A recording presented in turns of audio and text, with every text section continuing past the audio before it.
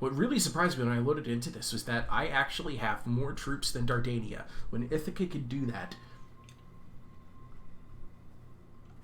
I just don't know what to say.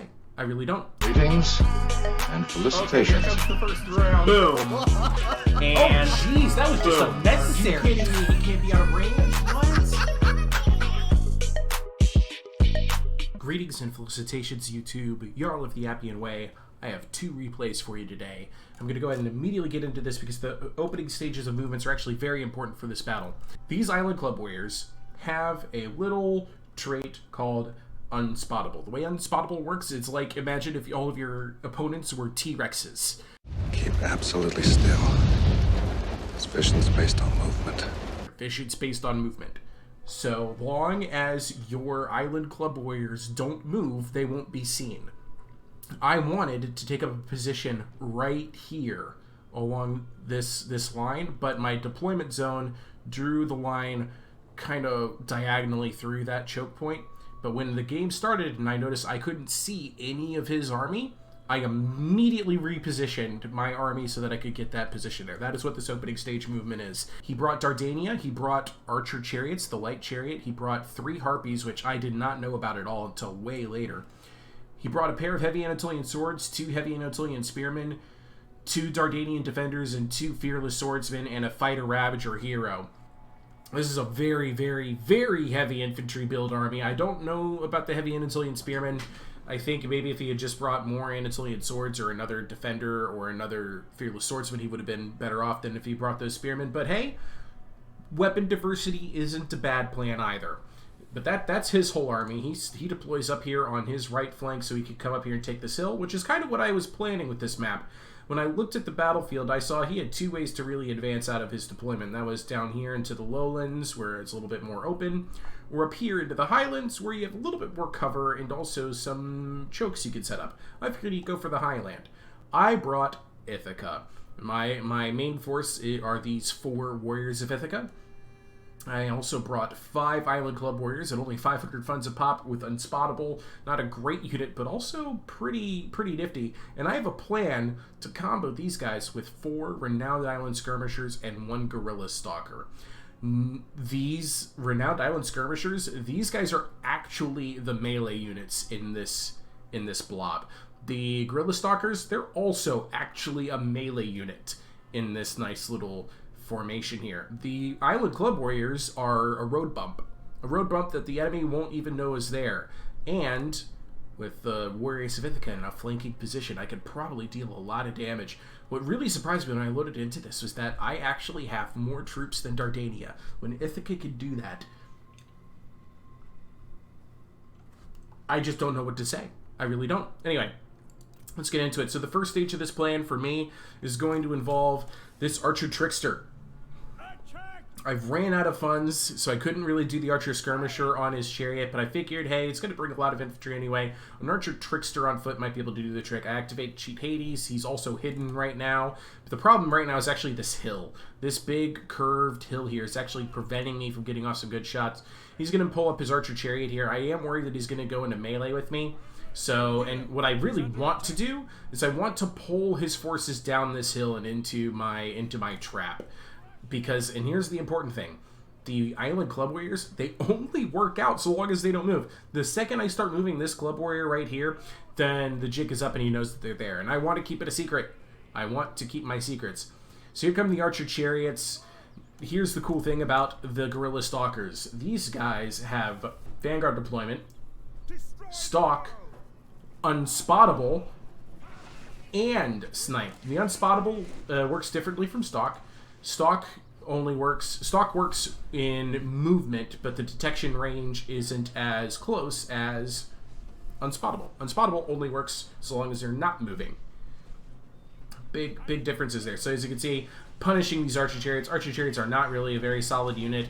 My javelins from the ambushers causing plenty of damage and also causing some discouragement. Now, I'm going to go ahead and put this into fast forward, because a lot of this is just going to be a lot of bait and switch. Bait and switch. Move up, move back, pull up, pull back. I'm trying to, goad him into attacking by using my Guerrilla Stalkers and my hero. I'm using my hero to try and eat javelins I had my Guerrilla Stalkers kill another Archer Chariot model. He could see them, so I pulled them back. I'm still doing the Warhammer dance with my hero, dodging more and more and more javelins. Here comes the Fighter Ravager, and I'm like, nope, nope, nope, nope, nope. Run away from that. He stops chasing as soon as he loses sight of my Guerrilla Stalkers, and that allows me to come back in. I do see some heavy infantry moving up over here, so I go ahead and I pull back my Warriors of Ithaca to protect this flank just in case, but I'm going to be able to push them back up again anyway. I use the triple shot to kill off some Dardanian defenders. Yeah, he's trying to move his Archer Chariots all the way around. He doesn't realize how pointless they are. I'm not even worried about them really. Right now I'm just actually trying to stay ahead of the Fighter Ravager. But he falls back, so I'm going to go ahead and move back forward. He's sick and tired of my Guerrilla Stalkers. I've used up most of their ammo, so he's moving up his Fearless Swords. I'm getting more Javelin ammo taken off of the Dardanian defenders over here. This is really close. I didn't realize that this wasn't the Fighter Vanquisher. If he had that Divine Challenge, I was going to be in so much trouble. So I activate Cheat Hades, which gives me a speed buff. Look how close he gets. My Island Club Warriors still unspotted. That is what Unspotable does. That is what this does. It is so, so, so close. Anyway, he just get his Archer Chariots up here. I turn around my Guerrilla Stalkers with one of my Renowned Island Skirmishers. We break them with one volley, and then I just kind of forget about them for the rest of the battle. I don't need to worry about them anymore. He's going to go ahead and start moving up the rest of his heavy infantry. His Harpies are still up here, and I don't know about them because they also have Stalk. But I do see that since he's moving his armies down, I can move up my Warriors of Ithaca. He does have his right flank protected from such an ambush, which is smart on his part. He really should. He should expect that I might have forces up here in these trees. Never face Ithaca and expect to know where the attack is coming from. He might as well have left a unit back here to defend his 6, just in case, because that's how crafty Ithaca can get in these battles. So he's moving up his infantry now. I thought he was stopping there, so I was going to move up my Renowned Island Skirmishers to shoot them some, see if I can't goad him into attacking. But now that I see he is charging downhill, I'm going to move all my guys back. Look at the Unspotable icons on my units. This is just insane how close they get before they see the Island Club Warriors. Still unspotted. Finally, he could see these two. He had to get within practically point-blank range. This unit, not even in tree cover, completely unspotted right now by this heavy Anatolian swords. He's got to be reacting to the fact my Warriors of Ithaca just revealed themselves. Look at this distance here.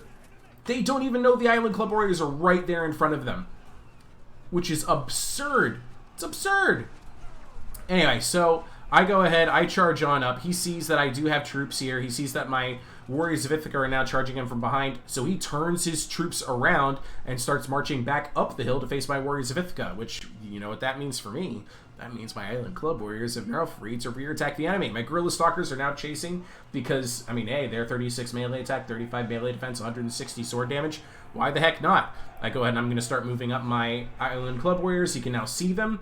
My heroes got 13 kills. My Renowned Island Skirmishers, like I said, this is actually the melee portion down here, but I'm going to go ahead and let them spend some ammo. You can see there are some movements coming along down the line. I am trying to get some rear attacking options here, but he is wise to get some of his heavy Anatolian swords into the back of my Island Club Warriors over here.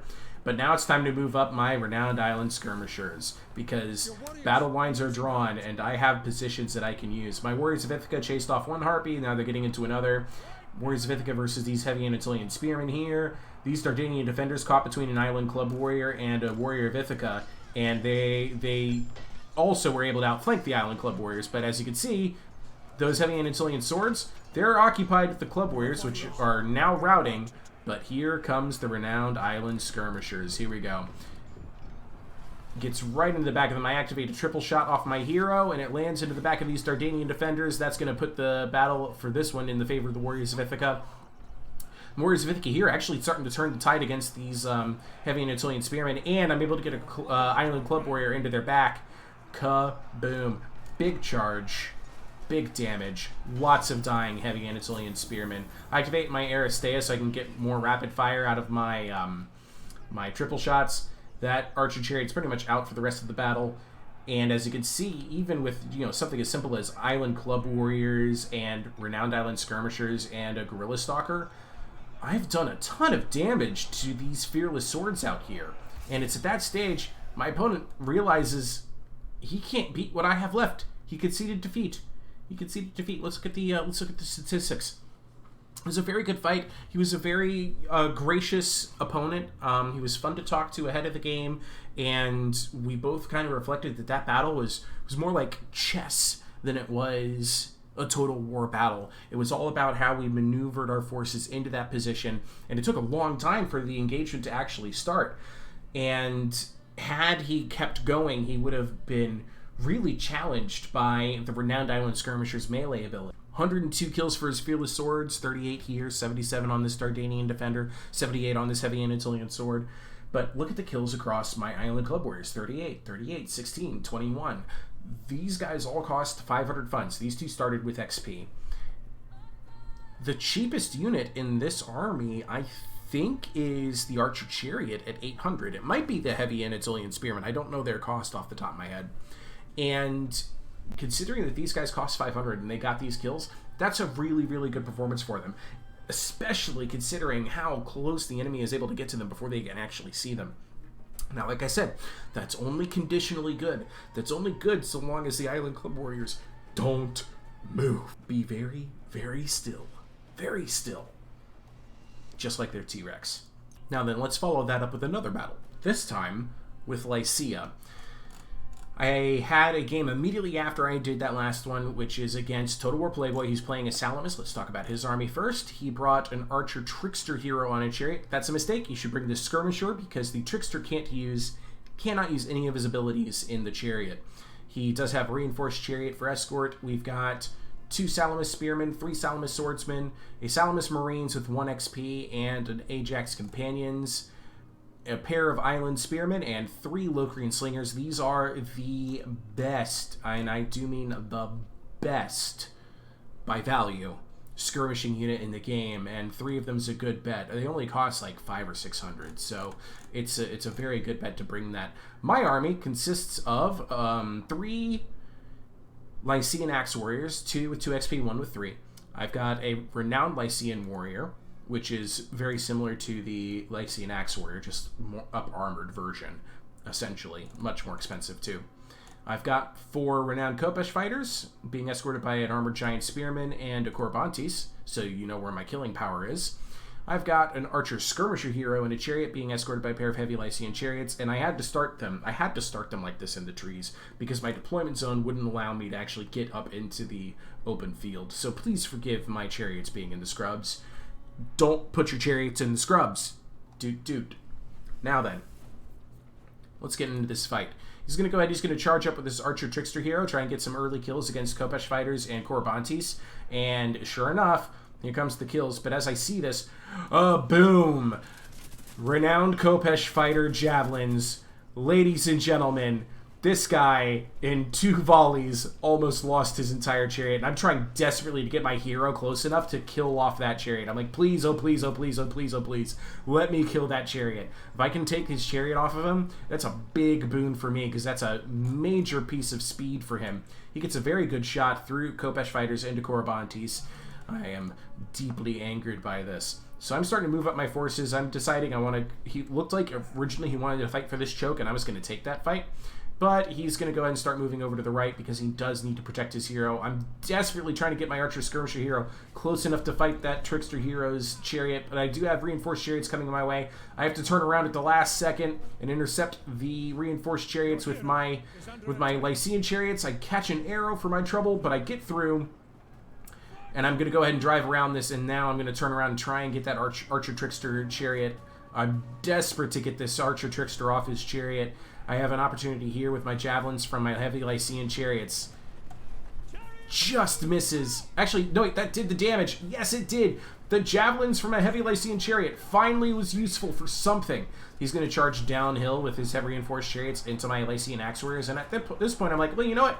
It might be a heavy chariot, but I've got all of the resources around here to win this. So even though it's medium infantry, I'm going to go ahead and engage this. I've got my Renowned Lycian Warrior and Lycian Axe Warrior coming uphill here because I do see the 3 Locrian Slingers. So I'm going to start charging up and try and get into them with my Renowned Lycian Warriors. My Lycian Axe Warrior is going to attack the Island Spearmen and pretty much pin them in place, while my Renowned Lycian Axe Warriors get around the side and go after the Locrian Slingers. This is value city for me right here. This is so good. The renowned Lycian warriors will tear apart Locrian slingers in melee. And I just pushed these Locrian slingers out of the fight for the rest of the engagement. This battle right here, this is going to happen for the entire 4 minutes that are left in this battle. Lycian Axe Warriors versus Island Spearmen. Nobody's moving. Nobody wins. Nobody loses. My Khopesh fighters coming up on the right are going to go ahead and start pushing here, trying to make an impact. I've got these units moving up now that I've gotten rid of the chariots. I've completely forgot about my Armored Giant Spearmen. They're there because I might need something to fight chariots with later, but with the chariots off the battlefield, I didn't even think about them even existing. So we've got some Island Spearmen chasing my Archer Skirmisher hero. No big deal. My Archer Skirmisher hero is going to come back here and try and kill some Ajax companions. We've got javelins getting launched out here. We've got my renowned Lycian warriors just making hay out of Locrian slingers, completely to my advantage. I push up here. I see there's Salamis swordsmen coming downhill. These guys have such great weapon damage. But renowned Khopesh fighter, they don't care. They often don't care. I also activate Corybantes with the shield wall formation for all of that extra buffs to help me defeat the Salamis swordsman. And now I've got these Khopesh fighters in position. I got my chariots running over these open field island spearmen. He does swap out a Salamis spear for his Ajax companion. That works in his favor, and he's going to start trying to chase my Archer Skirmisher hero away. I've got this Khopesh fighter here. He gets charged by Salamis swords. As you can see, that fight's still going. I pretty much forget about this because this is just a giant choke battle at this stage, and I'm confident I can win it over time. My Lycian warriors shatter this Locrian slinger, and now they've got these two to go after. They've already racked up 99 kills. My Archer Skirmisher hero with 30 kills, his hero with 36. My chariots do get a good hit on Salamis Marines, but get chased off by Salamis Spearmen. I've obliterated this Ajax companions using renowned Khopesh fighter and fire from my Archer Skirmisher hero. Coming uphill with these Lycian Axe warriors. He activates his Aristea so he can get more triple shots. He can start rapid firing them. I get beautiful shots from my Archer Skirmisher through the side of the Salamis Marine, through the Ajax companions. That's another engagement. Here comes a triple shot. What might have actually gotten disconnected because they were moving away. Oh, there it goes. Yeah, he does fire off another triple shot into the back of my Lycian Axe Warriors just as they charge into these regrouped Island Spearmen. I've got my heavy Lycian Chariots free up here. I'm going to use them to try and chase off what's left of the Ajax companions, maybe kill Island Spearmen, maybe charge into the Salamis Marines. I activate my Aristea. And look at this. My renowned Lycian Warriors now with 150 kills. Cleaning up another Locrian slinger. Another one just stuck there in the engagement. This fight still ongoing. He did bring down a Salamis Spearman to engage in this, but I do have the Corybantes here. Two renowned Khopesh fighters. Just, it's you hate seeing Salamis swordsmen do so poorly when their stats make them look so good. This Salamis swordsman almost dealt with this renowned Khopesh fighter, but I'm now in a position where I could completely outflank it. I've got my chariots down in here because I don't care too much about the heavy infantry anymore. And yeah, I'm just trying to clean up as many infantry units as I can using my chariots. I'm gonna go ahead and give this archer hero a nice knockdown. Everybody deserves that once in a while. Chariot's actually still expending ammo of all things, and I'm running through this Salamis Spearman. I shatter another Locrian Slinger. This Locrian Slinger is still pretty much left. And look at this, my Lycian Axe Warrior finally loses out here, but a Salamis Swordsman breaks in this direction, and then I could use my renowned Khopesh Fighter to grab that Island Spearman. And this one also breaks, and I got another Khopesh Fighter to get into that Island Spearman. Now it's just a matter of my Corybantes versus Salamis Spearman. And these lads never surrender. They never give up. Never give up. Never surrender. Oh, shut up. As you can see, this battle solidly in my favor. Another chess-like game, and that's really, to me, that's the allure of both Lycia and Ithaca. They play so very chess-like. And I'm also talking about these two factions today because of the work we've been doing with the Balance Assembly group. There's going to be a post up very soon if it isn't already, and I'll have a link to it below, about our suggested balance changes for CA on how we can tweak some things in the Ithaca and Lycian rosters.